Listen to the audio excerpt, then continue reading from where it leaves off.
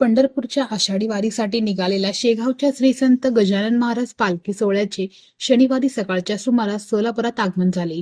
पालखी सोहळा येताच पुण्यश्लोक बहुउद्देशीय सामाजिक संस्थेतर्फे सुदर्शन रिक्षा स्टॉप दाळगे प्लॉट येथे मोठ्या भक्तिमय वातावरणात स्वागत करण्यात आले। गुलाब पाकळ्यांची नयनरम्य रंगावली साकारली होती। बँड पथकी लक्षवेधी ठरले। त्यानंतर संस्थेतर्फे पालखीतील वारकरी मंडळींना गहू, ज्वारी, तांदूळ, गूळ आदी अन्नधान्य देण्यात आले। विहान लांडे या चिमुकल्याने वारकरी वेशभूषा परिधान करून सर्वांचे लक्ष वेधून घेतले। त्याचे सर्वांनी कौतुक केले।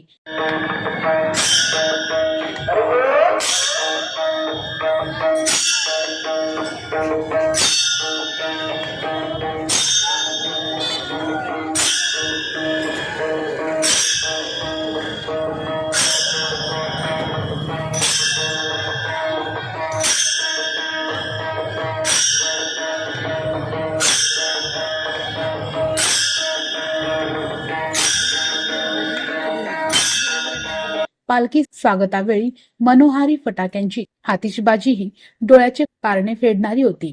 गत 10 वर्षापासून श्री संत गजानन महाराज पालखी सोहळ्यातील वारकरींना अन्नधान्य देऊन विठ्ठलचरणी सेवा अर्पण करीत आहोत, अशी माहिती पुण्यश्लोक बहुउद्देशीय सामाजिक संस्थेचे संस्थापक अध्यक्ष व समाजसेवक पिंटू कोळेकर यांनी दिली। प्रमाणे यंदाही गजानन महाराज पालखी सोहळा सोलापुरात आगमन होत असताना पुण्यश्लोक बहुउद्देशीय सामाजिक संस्थेच्या वतीने गेले 8-10 वर्ष झाला हा उपक्रम राबवत असून यावर्षी रांगोळी, गुलाबाची फुलं आणि अन्नधान्य असं म्हणून गहू, तांदूळ, गुळाची ढेप असं त्यांच्या चरणी आम्ही अर्पण करत आहोत। या दिंडीमध्ये सर्व सोलापूरकरांनी अतिशय चांगल्या पद्धतीनं या दिंडीची शोभा वाढवावी आणि त्या शोभा वाढवण्यासाठी गेल्या अनेक वर्षापासून आम्ही लहान असताना दिंडीबरोबर हत्ती यायचा, पण तो हत्ती काही कारणानुसार बंद झाल्यामुळं आम्ही इथं डुप्लिकेट हत्ती आणून त्या दिंडीच्या स्वागतासाठी उभा केलेला आहे।